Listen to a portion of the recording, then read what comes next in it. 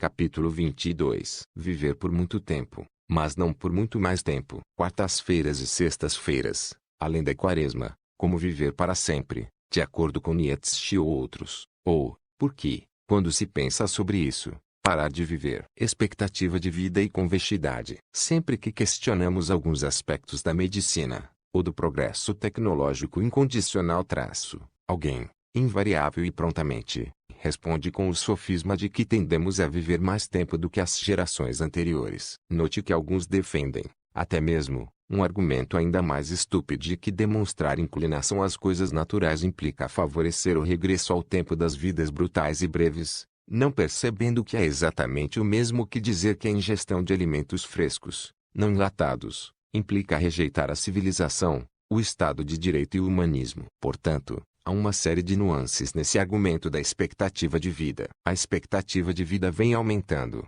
pois não houve uma guerra nuclear, em função de vários fatores: saneamento, penicilina, queda na criminalidade, cirurgias que salvam vidas e, é claro, alguns profissionais da medicina que operam em situações de alto risco. Se hoje vivemos mais tempo, devemos isso aos benefícios proporcionados pela medicina em casos letais, nos quais os problemas de saúde são graves, portanto, com baixa iatrogenia, e, como vimos, nos casos convexos. Por isso, é um erro brutal inferir que, pelo fato de vivermos mais tempo por causa da medicina, todos os tratamentos médicos prolongam nossa vida. Além disso, para explicar o efeito do progresso, precisamos, evidentemente, descontar os custos das doenças da civilização. Sociedades primitivas estão, em grande parte, livres de doenças cardiovasculares, câncer, cáries dentárias, teorias econômicas, música lounge e outras enfermidades modernas, dos ganhos do tratamento médico.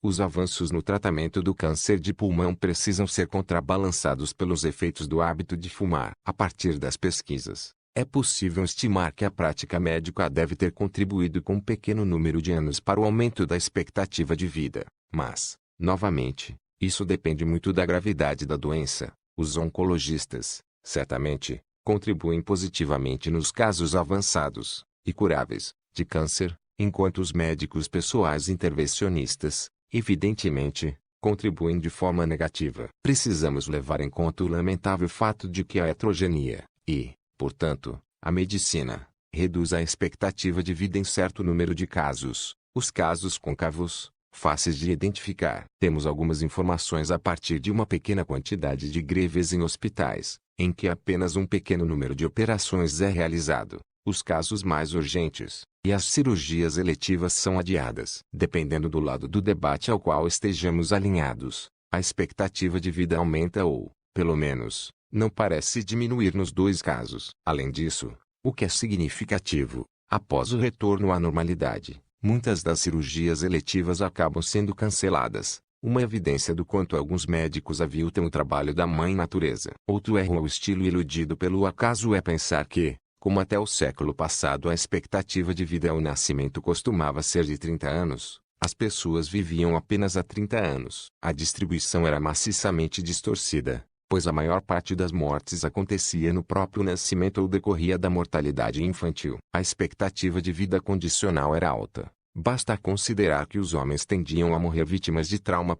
Talvez a aplicação das leis tenha contribuído mais do que os médicos para o aumento da duração da vida, de modo que os ganhos na expectativa de vida são mais sociais do que resultado do progresso científico. Como estudo de caso, considere as mamografias. Tem sido demonstrado que sua administração, em periodicidade anual, a mulheres com mais de 40 anos não conduz a um aumento da expectativa de vida. Isto, na melhor das hipóteses, pois ela pode, até mesmo, levar a uma diminuição. Enquanto a mortalidade feminina por câncer de mama diminui no grupo submetido a mamografias, a morte por outras causas aumenta acentuadamente. Podemos identificar, aqui, iatrogenias simples e mensuráveis. O médico, ao detectar o tumor, não pode furtar-se a fazer algo prejudicial, como uma cirurgia, seguida por radioterapia, quimioterapia, ou ambas, ou seja, mais prejudiciais do que o próprio tumor. Existe um ponto de equilíbrio, que é facilmente ultrapassado por médicos e pacientes apavorados. O tratamento do tumor que não matará a pessoa encurtará sua vida,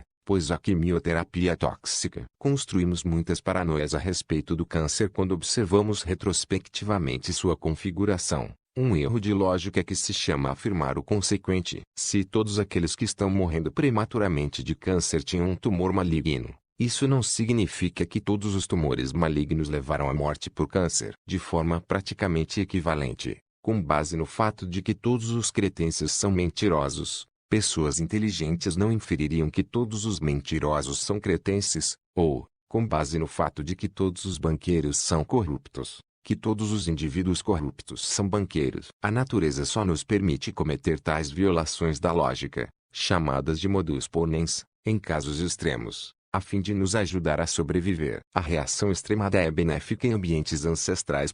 B. A incompreensão dos problemas com as mamografias já levou a reações extremadas por parte de políticos. Outra razão para se ter uma sociedade imune à estupidez de legisladores, descentralizando as decisões importantes. Uma representante política do tipo primitivo, Hillary Clinton, chegou até a afirmar que quem questionava a utilidade da mamografia estava matando as mulheres. Podemos generalizar o problema da mamografia até os testes laboratoriais incondicionais, que encontram desvios da norma e agem para curá-los. A subtração adiciona. Ora, depois de ter analisado atentamente alguns dados com meu amigo Spiros Makridakis, estatístico e pesquisador da tomada de decisão, apresentado alguns capítulos atrás como o primeiro a apontar falhas nos métodos de prognósticos estatísticos, especulo o seguinte: estimamos que o corte de despesas médicas em certa quantidade, limitado às cirurgias e aos tratamentos eletivos, prolongaria a vida das pessoas na maioria dos países ricos,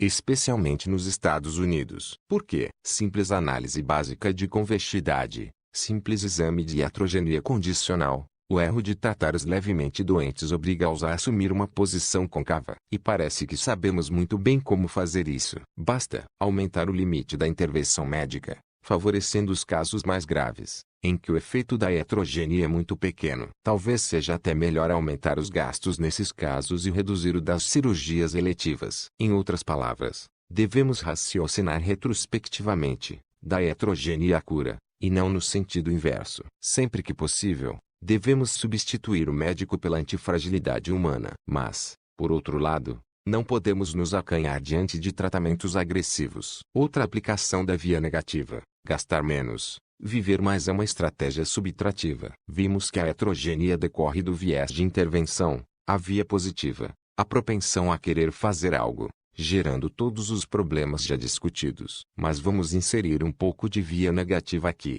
A remoção das coisas pode ser uma ação bastante potente, e, empiricamente, mais rigorosa. Por quê? A subtração de uma substância não cultivada por nossa história evolutiva reduz a possibilidade de eventos do tipo cisne negro, ao mesmo tempo em que deixa uma abertura para melhorias. Caso as melhorias ocorram, poderemos afirmar, com razoável segurança, que elas estarão praticamente livres dos efeitos colaterais não observados. Portanto, há muitas preciosidades escondidas na aplicação da via negativa à medicina. Pedir que as pessoas não fumem, por exemplo, parece ser a maior contribuição médica dos últimos 60 anos. Druin Bush, em Taquinte Medicine, escreve: os efeitos nocivos do tabagismo são mais ou menos equivalentes aos bons efeitos combinados de todas as intervenções médicas desenvolvidas desde a guerra.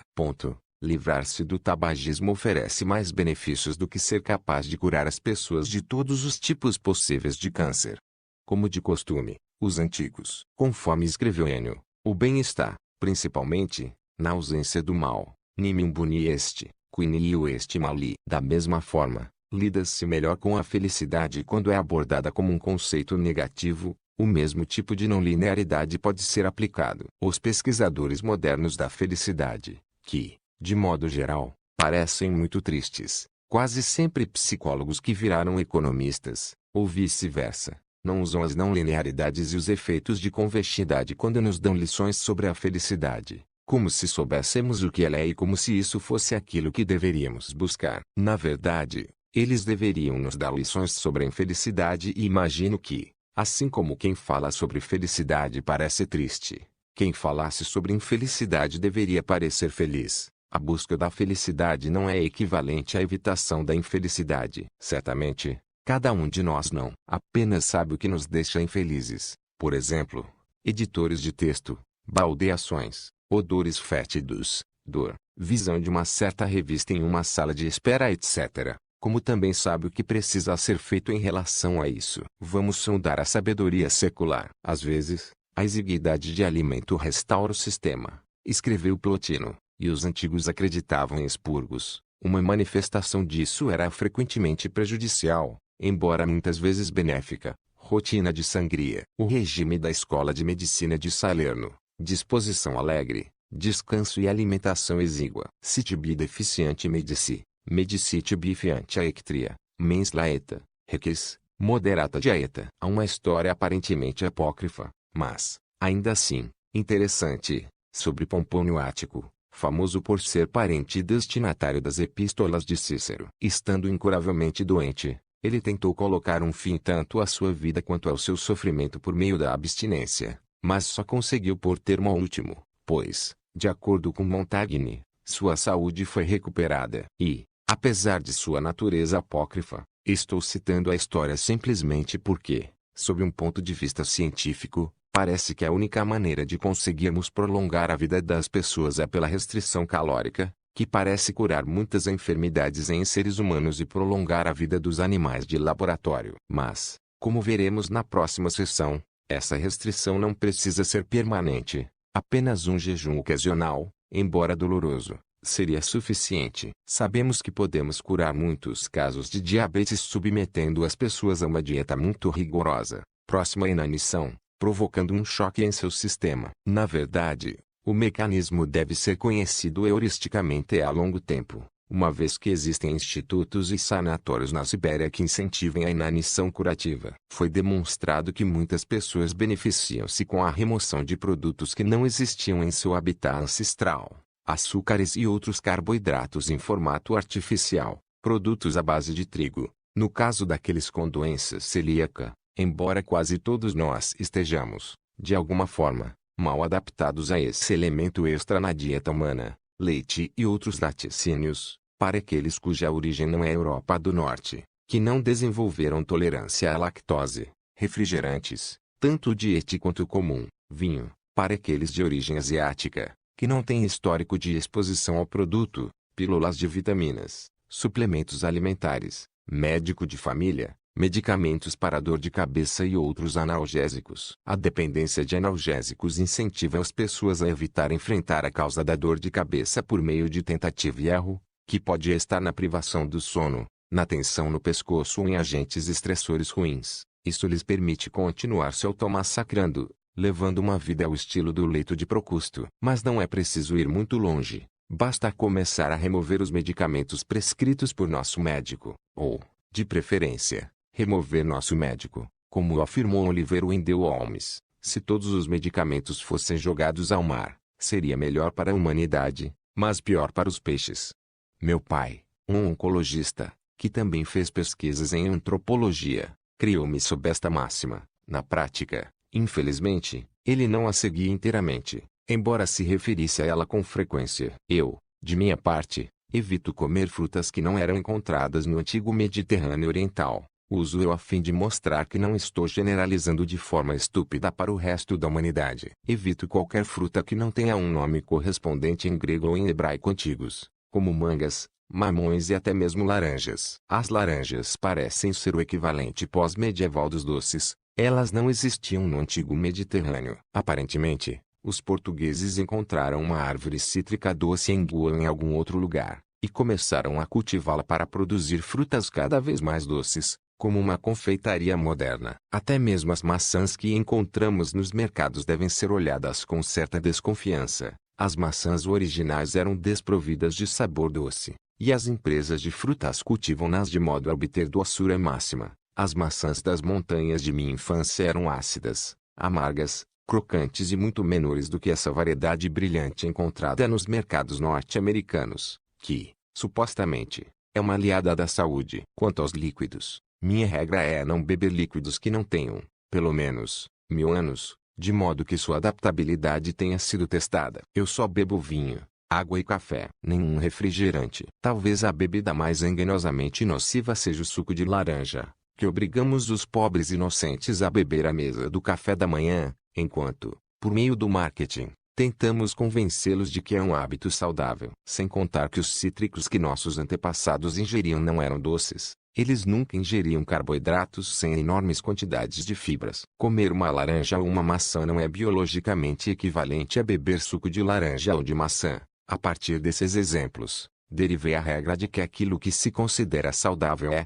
de modo geral, insalubre. Assim como as redes sociais são antissociais, e a economia baseada no conhecimento, normalmente, é ignorante. Gostaria de acrescentar que, de acordo com minha experiência, houve um salto considerável em minha saúde pessoal com a remoção de alguns incômodos repugnantes. Os jornais da manhã, a simples menção dos nomes dos jornalistas fragilistas Thomas Friedman e Paul Krugman pode levar a explosivos e unilaterais ataques de raiva de minha parte. O chefe, as baldeações diárias, o ar-condicionado, mas não o aquecimento, a televisão, os e-mails de documentaristas, os prognósticos econômicos, as notícias sobre o mercado de ações, os aparelhos de academia de ginástica para treinamento de força e muitos mais. C. A iatrogenia do dinheiro. Para entender a negação pura e simples da antifragilidade na forma como buscamos a riqueza, considere que os operários parecem mais felizes com uma baguete de presunto e queijo do que os empresários com uma refeição de 3 estrelas do guia Michelin. A comida tem um sabor muito melhor depois dos esforços. Os romanos tinham uma estranha relação com a riqueza. Qualquer coisa que suavizasse ou atenuasse era vista de forma negativa. Sua reputação de decadentes é um pouco exagerada. A história gosta do lúgubre. Eles não apreciavam o conforto e compreendiam seus efeitos colaterais. O mesmo ocorria com os semitas, divididos entre as tribos do deserto e os moradores da cidade, em que os moradores da cidade cultivavam certa nostalgia intergeracional das raízes e da cultura original das tribos. Existia, então, a cultura do deserto, repleta de poesia, galhardia, contemplação, momentos difíceis e frugalidade, que conspirava contra o conforto das cidades, associadas, por sua vez, às decadências física e moral, intrigas e degeneração. O morador da cidade recorria ao deserto para a purificação, como fez Cristo por 40 dias no deserto da Judeia, ou São Marcos, no deserto do Egito, iniciando a tradição de tal ascetismo. Houve, em algum momento, uma epidemia de monasticismo no Levante, cujo exemplo mais impressionante, talvez, tenha sido São Simeão, que passou 40 anos no topo de uma coluna, no norte da Síria. Os árabes mantiveram a tradição, renunciando às suas poças para se refugiar em lugares silenciosos, estéreis e vazios. E, logicamente, por meio do jejum obrigatório, sobre o qual falaremos um pouco mais adiante. Note que a iatrogenia médica é o resultado da riqueza e da sofisticação, e não da pobreza e da inocência, sendo, é claro, produto de um conhecimento parcial, não da ignorância. Assim, a ideia de renunciar às próprias poças para se isolar no deserto pode ser bastante potente como uma estratégia subtrativa ao estilo via negativa. Poucos levaram em consideração que o dinheiro tem sua própria iatrogenia, e que afastar algumas pessoas de sua fortuna simplificaria sua vida e traria grandes benefícios na forma de agentes estressores mais saudáveis. Portanto, ser mais pobre pode não estar completamente desprovido de benefícios, se isso for feito da forma correta. Precisamos da civilização moderna para muitas coisas, como o sistema jurídico e as cirurgias de emergência. Mas imagine o quanto poderíamos melhorar usando a perspectiva subtrativa da via negativa, tornando-nos mais robustos. Nenhum protetor solar, nenhum óculos de sol para os que têm olhos castanhos, nenhum ar-condicionado, nenhum suco de laranja, apenas água, nenhuma superfície irregular, nenhum refrigerante, nenhuma superpílula, nenhuma música alta, nenhum elevador, nenhum espremedor de frutas, nenhum. Chega. Quando vejo fotos de meu amigo, defensor do ancestral estilo de vida paleolítico, Art Divani, que está extremamente em forma na casa dos 70 anos, muito mais do que a maioria das pessoas 30 anos mais novas do que ele, e as dos bilionários em formato de pera Rupert Murdoch ou Warren Buffett, outros na mesma faixa etária, sempre me ocorre a seguinte ideia: se a verdadeira riqueza consiste no sono tranquilo, na consciência limpa, na gratidão recíproca, na ausência de inveja, no bom apetite, na força muscular, na energia física, em risos frequentes, em não fazer refeições sozinho, em nenhuma aula de ginástica, em algum trabalho físico, ou hobby, em bom funcionamento intestinal, em nenhuma sala de reuniões e em surpresas periódicas. Então ela é, em grande parte, subtrativa, a eliminação da heterogeneia. Religião e intervencionismo ingênuo. A religião tem objetivos invisíveis, além daqueles que os cientistas e cientificistas muito literais identificam. Um desses objetivos é, justamente, proteger-nos do cientificismo. Podemos verificar, no conjunto das inscrições, em lápides, relatos de pessoas que aguaram fontes ou, até mesmo, templos para seus deuses favoritos, após terem tido êxito em situações em que médicos fracassaram. Na verdade, raramente levamos em conta os benefícios da religião para a limitação do viés de intervenção e de sua heterogeneia, em um grande conjunto de circunstâncias, doenças marginais, qualquer coisa que nos afaste do médico e permita que não façamos nada, dando, portanto, à natureza a chance de fazer seu trabalho, será benéfica. Então, ir à igreja, ou ao templo de Apolo, em casos leves, por exemplo, aqueles desprovidos de trauma, como um pequeno desconforto, e não os ferimentos de um acidente de carro, ou aquelas situações em que o risco de iatrogenia excede os benefícios da cura. Repetindo mais uma vez, os casos com convexidade negativa, certamente ajudará. Existe um número enorme de inscrições em templos do tipo Apolo me salvou, meus médicos tentaram me matar. Na maioria das vezes, o paciente deixou sua fortuna para o templo. E me parece que, no fundo, a natureza humana sabe quando recorrer ao consolo da religião, e quando escolher a ciência. Se a quarta-feira é dia de ser vegano. Às vezes, quando há um jantar de confraternização, os organizadores enviam-me um formulário perguntando se tenho restrições alimentícias. Alguns fazem isso com cerca de 6 meses de antecedência. Antigamente, eu costumava responder que evitava comer gatos, cães, ratos e seres humanos, especialmente economistas. Hoje, após meu processo de evolução pessoal, eu, de fato, preciso saber qual será o dia da semana, para decidir se serei vegano aquele dia ou se poderei comer monstruosos pedaços de bife. Como? Basta consultar o calendário ortodoxo grego e seus jejuns obrigatórios. Isso faz com que a versão moderna do sujeito ingênuo, do tipo leitor de negócios conferências TED, que tem por hábito categorizar, fique confuso, não conseguindo enquadrar-me no campo dos paleolíticos nem no campo dos vegans. Os paleolíticos são pessoas carnívoras que tentam replicar a suposta dieta ancestral dos caçadores-coletores, rica em carnes e gordura animal. Os vegans são pessoas que não comem nenhum produto de origem animal, nem mesmo manteiga. Mais adiante, veremos por que se trata de um erro racionalista ingênuo estar filiado a qualquer uma dessas categorias, exceto por motivos religiosos ou espirituais. A não ser episodicamente. Acredito nas heurísticas da religião e incorporo cegamente suas regras. Na condição de cristão ortodoxo, posso trapacear de vez em quando, já que isso faz parte do jogo. Entre outras coisas, o papel da religião é domesticar a heterogeneia da abundância. O jejum faz com que o indivíduo perca seu senso de direito. No entanto, há aspectos mais sutis, refeitos de convexidade e nutrição aleatória. Lembre-se, a partir da discussão sobre a ventilação pulmonar, desta consequência prática da desigualdade de ginseng, a irregularidade traz benefícios para algumas áreas, a regularidade traz malefícios. Quando a desigualdade de ginseng for aplicável, a irregularidade pode tornar-se uma solução. Talvez o mais fundamental para nós seja remover aleatoriamente algumas refeições,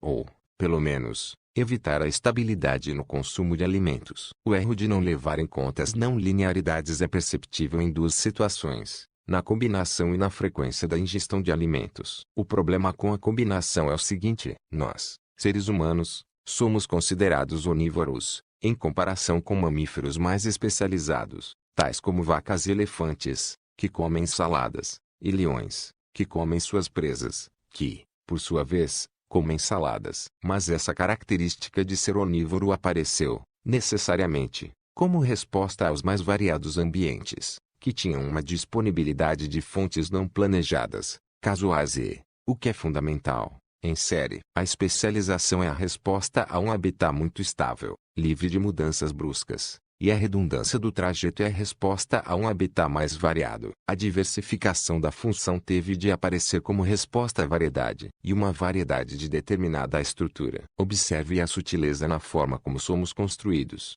A vaca e os outros herbívoros são submetidos a muito menos aleatoriedade do que o leão em sua ingestão de alimentos. Eles comem constantemente, mas precisam trabalhar para metabolizar todos aqueles nutrientes, gastando várias horas por dia apenas comendo. Sem contar o tédio que é ficar lá comendo saladas. O leão, por outro lado, precisa contar com mais sorte. Ele é bem-sucedido em uma pequena porcentagem de seus ataques, menos de 20%, mas, quando come, recebe de maneira rápida e fácil todos aqueles nutrientes produzidos graças ao trabalho incansável e fastidioso em torno da presa. Portanto, considere os seguintes princípios derivados da estrutura aleatória do ambiente. Quando somos herbívoros, comemos constantemente. Quando somos predadores, comemos mais aleatoriamente. Então, nossas proteínas devem ser consumidas aleatoriamente, por razões estatísticas. Se concordamos que precisamos de uma nutrição equilibrada, com certa combinação,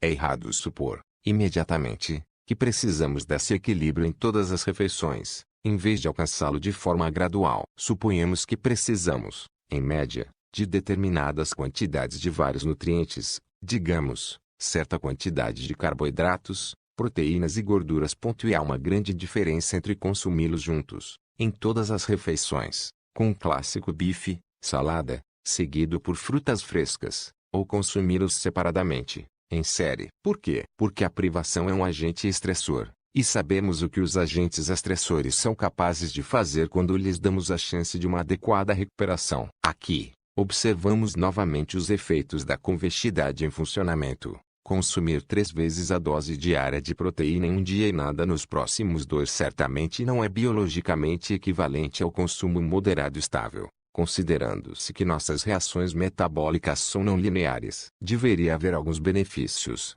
pelo menos, foi assim que fomos concebidos. Eu especulo, na verdade, mais do que especulo, estou convencido, um resultado inevitável da não linearidade, de que somos antifrágeis à aleatoriedade na distribuição e na composição dos alimentos, pelo menos, em determinado intervalo, ou número de dias. E uma flagrante negação do viés de convexidade é a teoria sobre os benefícios da chamada dieta de Creta, ou do Mediterrâneo, responsável por uma mudança nos hábitos alimentares da classe esclarecida dos Estados Unidos, que decidiu renegar os bifes e as batatas em favor de peixes grelhados com salada e queijo feta. Isso aconteceu da seguinte forma: alguém prestou atenção na longevidade dos cretenses, catalogou o que eles comiam, e, então, inferiu, ingenuamente, que eles viviam mais tempo em função dos tipos de alimentos consumidos. Talvez seja verdade, mas o efeito de segunda ordem, as variações na ingestão, pode ser dominante.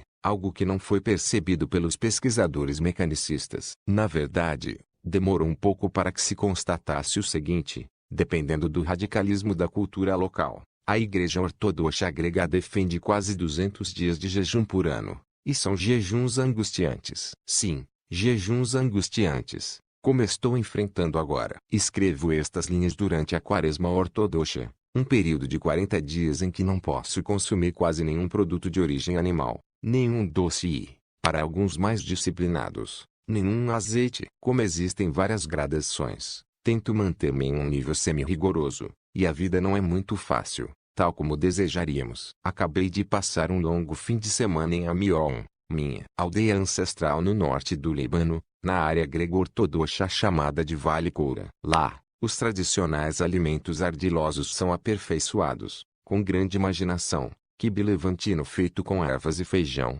no lugar de carne, almôndegas feitas de pequenas bolas marrons, ao estilo matzá, com sopa de lentilhas. Singularmente, apesar de o peixe estar proibido, na maior parte dos dias os mariscos são permitidos, provavelmente por não serem considerados um item de luxo. A compensação pela ausência de alguns nutrientes em minha dieta diária será realizada em partes. Contrabalançarei minha privação daquilo que os pesquisadores, por enquanto, chamaram de proteína com peixes, nos dias em que me for permitido e, é claro, comerei, de forma voraz, cordeiro no dia da Páscoa, para, em seguida, consumir, desproporcionalmente, grandes quantidades de carne vermelha e gordurosa por algum tempo. Sonho com o bife mal passado servido nos restaurantes frequentados por Tony Gorducho, em porções assumidamente monstruosas. E existe uma antifragilidade ao agente estressor do jejum, já que isso faz com que a comida desejada tenha um sabor melhor, podendo produzir euforia no sistema do indivíduo. Quebrar um jejum parece ser o extremo oposto de uma ressaca.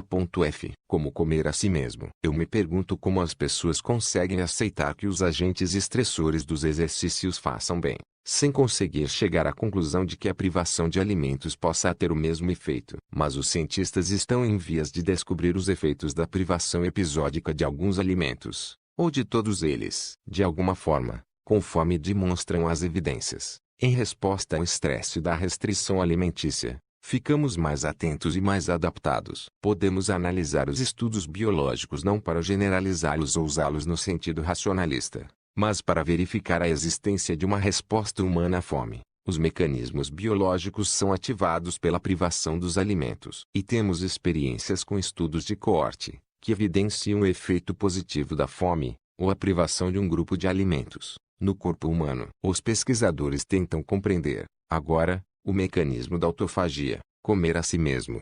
Segundo as teorias, quando privadas de fontes externas, as células começam a comer a si mesmas, ou a quebrar as proteínas e a recombinar os aminoácidos para fornecer material para a construção de outras células. Alguns pesquisadores supõem, por enquanto, que o efeito de aspirador de pó da autofagia é o segredo para a longevidade, embora minhas ideias sobre o que é natural sejam impermeáveis às suas teorias. Como vou mostrar mais adiante, a fome ocasional produz alguns benefícios para a saúde, e isso basta. A resposta à fome, nossa antifragilidade, tem sido subestimada. Temos insistido em recomendar às pessoas que façam uma boa refeição no café da manhã, a fim de que possam enfrentar as agruras do dia. E não se trata de uma nova teoria, criada por nutricionistas modernos empiricamente cegos. Fiquei surpreso, por exemplo, com um diálogo no monumental romance O Vermelho e o Negro, de Stendhal, em que alguém diz ao protagonista, Julien Sorel, que o dia será longo e difícil. Por isso, vamos nos fortalecer com um café da manhã que, no francês daquele período, era chamado de primeiro almoço. Na verdade, tem sido progressivamente demonstrado que a ideia do café da manhã como uma refeição principal, com cereais e outros elementos parecidos, está prejudicando os seres humanos. Pergunto-me por que demorou tanto para que alguém percebesse que essa ideia tão artificial merecia ser testada. Além disso, os testes comprovam que o café da manhã provoca danos, ou pelo menos, não gera qualquer benefício, a menos que o indivíduo tenha se esforçado muito para consegui-lo. Lembremos que não fomos concebidos para receber alimentos dos entregadores de comida. Na natureza, tivemos de gastar um pouco de energia para comer. Os leões vão à caça para poder comer. Eles não fazem sua refeição e, depois, saem à caça por prazer. Certamente, oferecer comida às pessoas antes que elas gastem energia confundiria seu processamento de sinais. E temos amplas evidências de que privar intermitentemente, e apenas assim, o organismo de alimentos tem gerado efeitos benéficos para várias funções. Walter Longo, por exemplo, observou que os prisioneiros dos campos de concentração ficavam menos doentes na primeira fase de restrição alimentícia, para, a partir daí, entrar em colapso. Ele testou o resultado experimentalmente, e descobriu que os ratos, nas fases iniciais de fome, conseguem suportar altas doses de quimioterapia sem efeitos colaterais visíveis. Os cientistas usam a justificativa de que a fome provoca a expressão de um gene que codifica uma proteína chamada SIRT, SIRT1 ou sirtuína, que promove a longevidade e outros efeitos. A antifragilidade dos seres humanos manifesta-se na reação de sobreregulação de alguns genes, em resposta à fome. Assim, mais uma vez, as religiões que prescrevem jejuns têm mais respostas do que admitem os que as analisam muito literalmente. Na verdade, o que os jejuns fazem é tentar trazer as não linearidades para o consumo de alimentos, a fim de atender às propriedades biológicas. O apêndice mostra graficamente as doses resposta padrão em biologia. Um pouco de qualquer coisa parece trazer consigo efeitos de convexidade positivos, sejam eles benéficos ou prejudiciais. Aumente a quantidade e o efeito enfraquecerá. É evidente que, na extremidade superior, a dose não tem um efeito extra, uma vez que se atinge a saturação. Incapacidade de andar. Outra fonte de danos do racionalismo ingênuo. Assim como, por muito tempo, tentou-se encurtar o sono, já que ele parecia inútil à nossa lógica terráquea, muitos pensam que caminhar é inútil, e, por isso, usam o transporte mecânico carro, bicicleta etc., deixando para se exercitar em academias de ginástica. E, quando elas andam, fazem esta ignominiosa modalidade de power walk, às vezes com pesos nos braços. Elas não percebem que, por razões que ainda lhes são obscuras, andar sem qualquer esforço,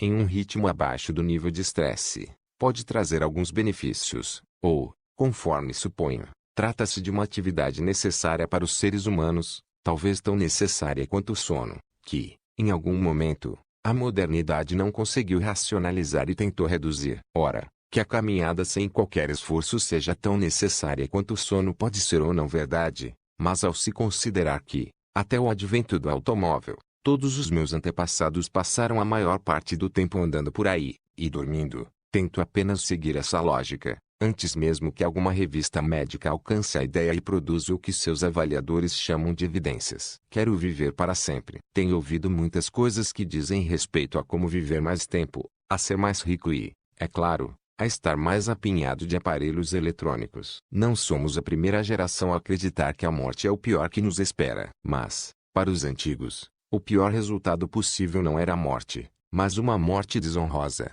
ou, até mesmo, apenas uma morte comum. Para um herói clássico, morrer em um lar de idosos, ao lado de uma enfermeira mal educada e de uma série de tubos que entram e saem de seu nariz não seria um telos, fim, atraente diante da vida. E, evidentemente, temos a ilusão moderna de que deveríamos viver tanto tempo quanto pudermos. Como se fôssemos, cada um de nós, o produto final. Essa ideia do eu como unidade pode ser atribuída ao iluminismo. E, com ela, à fragilidade. Antes disso, éramos parte do coletivo presente e da descendência futura. Tanto as tribos do presente quanto as do futuro exploravam a fragilidade dos indivíduos para se fortalecer. As pessoas envolviam-se em sacrifícios, procuravam martírios, morriam em nome do grupo e ficavam orgulhosas de fazer isso. Elas trabalhavam arduamente em nome das gerações futuras. Infelizmente, enquanto escrevo estas linhas, o sistema econômico está sobrecarregando as gerações futuras com a dívida pública governamental,